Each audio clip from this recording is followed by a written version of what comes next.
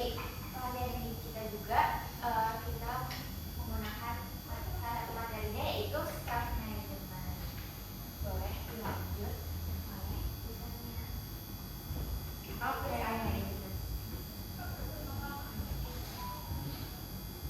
Oke, sebelumnya thank you so much Felicia untuk menyampaikan materi pertama kita. Nah, yang kedua aku akan menyampaikan materi yang kedua yaitu terkait dengan self management. Nah, pertama-tama aku mau memulai dengan suatu pertanyaan dulu nih. Aku ingin bertanya sama teman-teman dulu, bertanya dan pengen minta kalian untuk mencoba membayangkan dulu nih.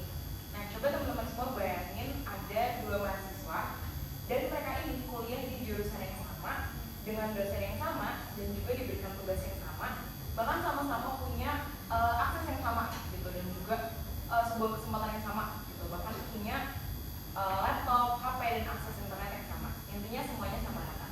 Nah, kira-kira menurut teman-teman, apakah mereka akan mendapatkan hasil yang sama? Boleh direnungkan. Boleh dipikirkan dulu. Sama atau beda? Siapa yang mau jawab? Katakan, coba jawab. Jawab aja beda, sama gitu. Salah, jawab. Beda.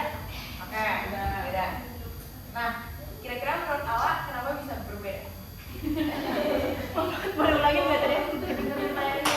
Oke, jadi pertanyaan misalnya kamu bayangin ada 2 mahasiswa, mereka dari jurusan yang sama, dari angkatan yang sama, pokoknya mereka semua tuh, mereka berdua punya kesempatan yang sama, bahkan punya akses yang sama juga, misalnya akses ke laptop, akses ke internet, akses ke HP, intinya semuanya sama. Tapi kira-kira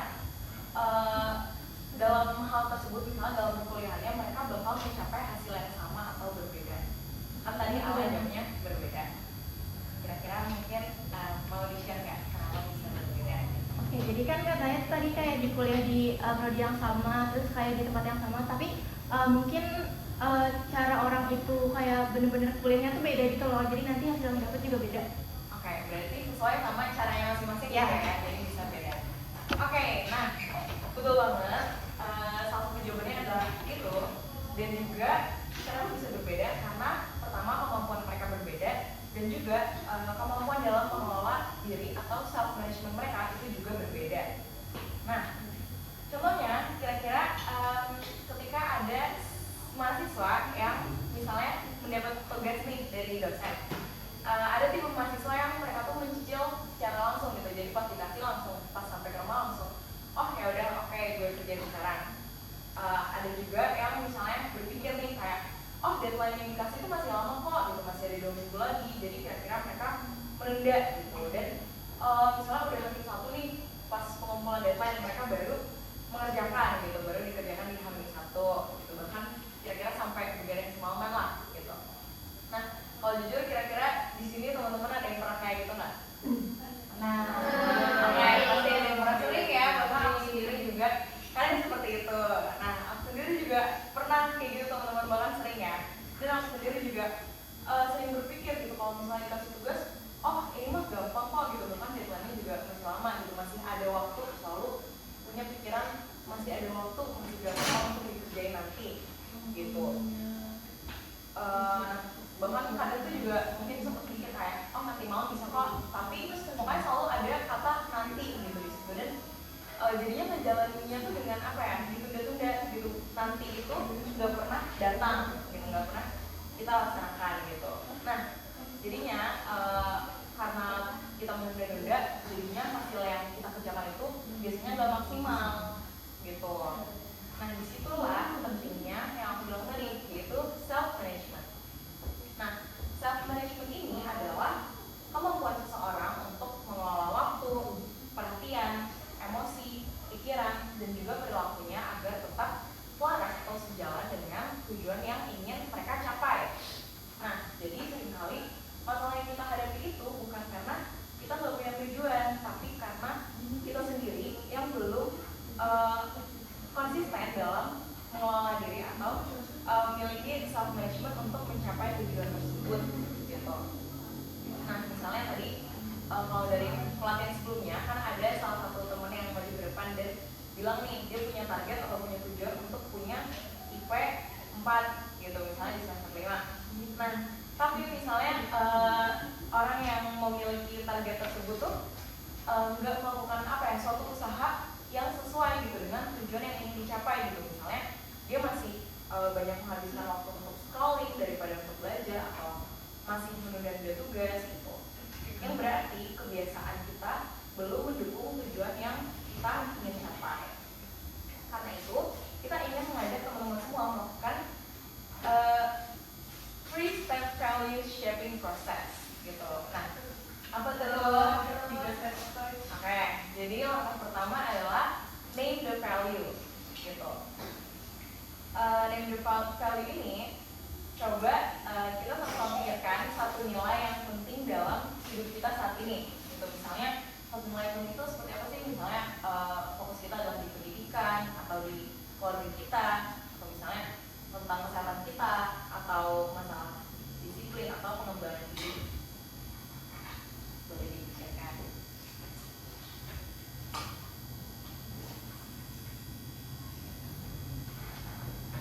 Oke, kalau dari dipikirin, kalau dari aku sendiri, nilai yang paling penting buat aku adalah yaitu pengembangan diri. Karena aku sendiri ingin terus belajar dan menjadi pribadi yang lebih baik, berkembang menjadi pribadi yang lebih baik. Gitu. Nah, untuk langkah kedua yaitu imagine the value. Nah, coba sekarang teman-teman bayangkan kalau misalnya nilai yang kita fokusin tadi benar-benar udah terwujud dalam kehidupan kita sendiri, seperti apa kehidupan kalian? Gitu. Misalnya kalau tadi kita berfokus pada pendidikan, mungkin kita bisa membayangkan untuk aku pengen lulus tepat waktu gitu, atau aku ingin lulus 3,5 tahun gitu, lebih cepat gitu ya, memahami materi kuliah dengan baik, atau mendapatkan pekerjaan yang sesuai sama cita-cita kita.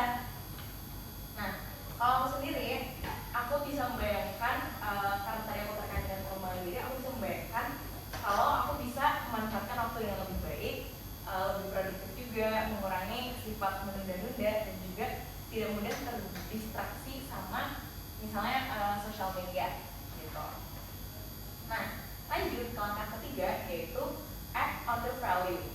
Nah, sekarang aku mau minta tolong sama teman-teman buat pikirkan satu kebiasaan sederhana yang bisa teman-teman lakukan mulai hari ini agar sesuai dengan nilai atau tujuan yang ingin teman-teman capai. Oke. Aku kasih contohnya, misalnya kayak membatasi screen time jadi maksimal 2 jam sehari.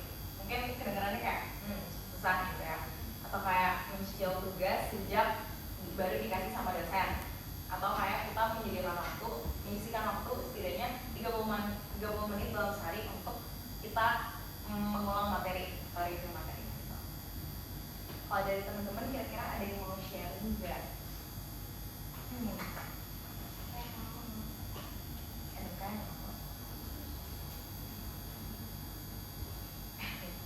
Bu.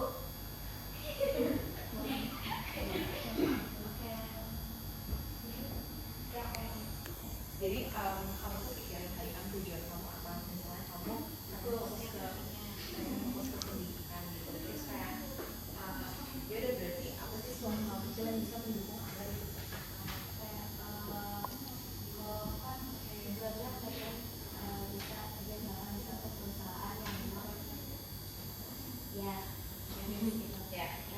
Salah satu caranya buat aku dari sekarang bisa mulai dari disiplin tadi. Oke, berarti mulai disiplin mulai dicapai dan menghargai. Oke, disiplin dan menghargai waktu. Oke, thank you so much. Oke, nah makasih atas sharingnya. Sekarang mungkin aku izin sharing yang dari bagian aku kali ya. Kalau dari aku sendiri, aku membayangkan bisa untuk mulai bisa membiasakan diri dalam kayak meletakkan HP itu jauh dari meja saat sedang mengerjakan tugas agar tidak mudah terdistraksi. Karena kayak ya aku paham sendirilah diri aku yang gampang terdistraksi kalau misalnya ada HP di sekitar itu. Nah, teman-teman, dari aktivitas kecil ini kita bisa melihat bahwa suatu kebiasaan kecil yang kita lakukan setiap harinya itu akan sangat menentukan apakah kita akan semakin dekat atau semakin jauh sama tujuan yang ingin kita capai. Nah, tapi setelah kita mampu untuk mengelola diri atau self management, maka akan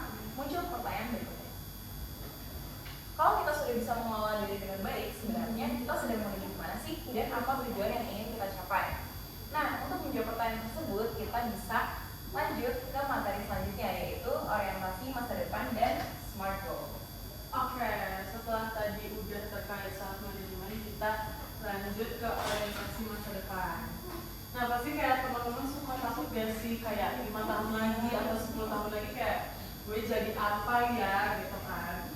Nah sebenarnya pertanyaan itu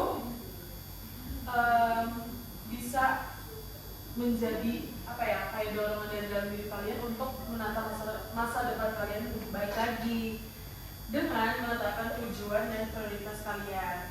Karena dengan menetapkan tujuan dan prioritas kalian tuh bisa mengambil keputusan-keputusan yang tepat mulai dari sekarang gitu. Nah tujuannya harus menggunakan prinsip apa sih? Apa tuh? Smart, asik. Smart. Yang pertama itu spesifik. Gimana caranya kalian membuat tujuan kalian itu spesifik supaya menjadi manifest juga. Yang kedua itu ada measurable atau terukur. Jadi kayak bisa kalian gapai gitu ya. Terukur. Oke, terus lanjut ada achievable. Ini baru bisa kalian gapai. Terus ada reality based, berdasarkan realita. Dan juga ada time based gitu. Nah dengan smart ini kalian bisa membuat tujuan kalian tuh jadi lebih jelas ke depannya. Jadi kayak pertanyaan terkait 5 tahun lagi jadi apa, 10 tahun lagi jadi apa tuh kalian tuh bisa jawab sendiri gitu. Nah sebelum volunteer Camille. Tadi Wani mau juga ya? Ayo like ya. Nah, oke, Camille dulu. Boleh dong share apa yang kamu isi di padat tadi. Oke, Camille mengisi apa di kata tadi? Oke, aku sebagai gentleman, aku mengisi hal yang jadi penghapusan aku adalah yang pertama manajemen tugas.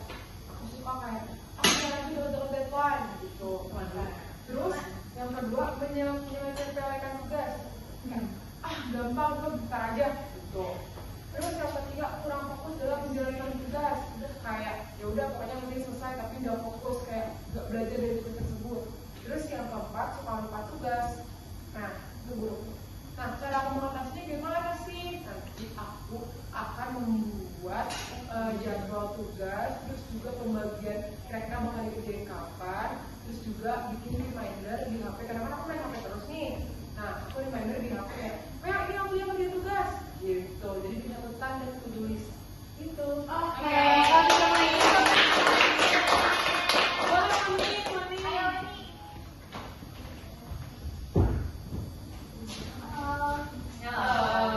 Oke, ini aku di padat aku namanya Linding guys.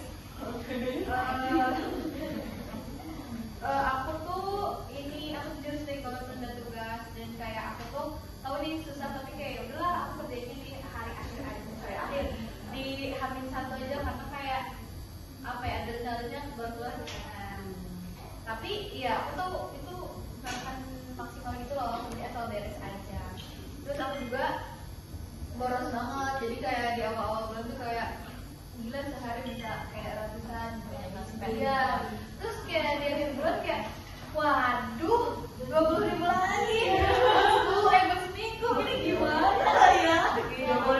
Jadi gila gitu. Nah terus jadi aku tuh sekarang biasanya bikin set deadline tugas tuh harus sudah selesai di Hamin satunya, dan aku tuh lagi terapin pokoknya setiap hari tuh aku harus minimal sejam ngerjain satu tugas atau belajar.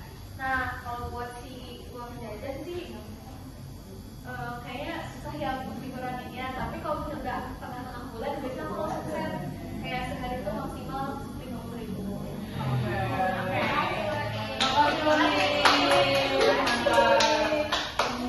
Ada lagi Abu Kiki. Oke. Dan dulu tadi sifatnya apa? Oke, ini aku namanya Ibu Clever Hamster. Aku di sini yang pertama aku sering gagal fokus dan gampang stres. Makanya kalau lagi nugas.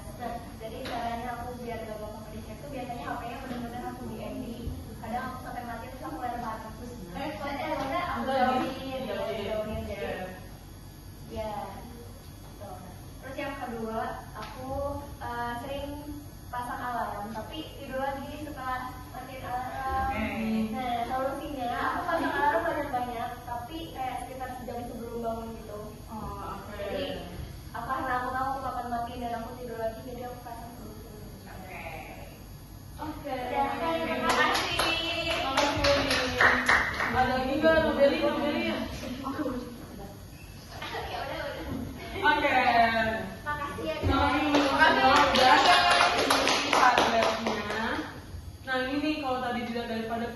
padatnya nih, kayak ada yang menunda tugas, terus ada yang scroll TikTok sampai nggak tahu waktu. Ada yang males juga. Terus ada yang Terlalu mikirin semua hal, terlalu Nah. overthinking kali ya, nggak mau sharing ke siapa-siapa. gitu. ya.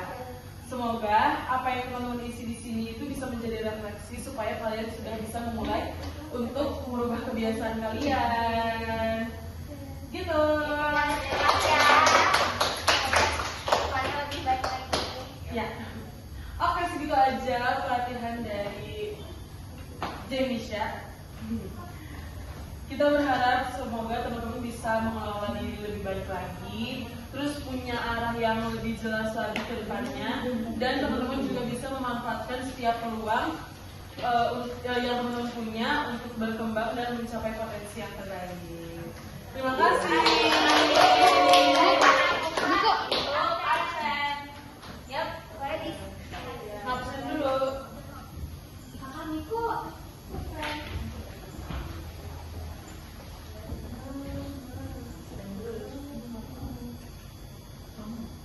Buat foto dokumen.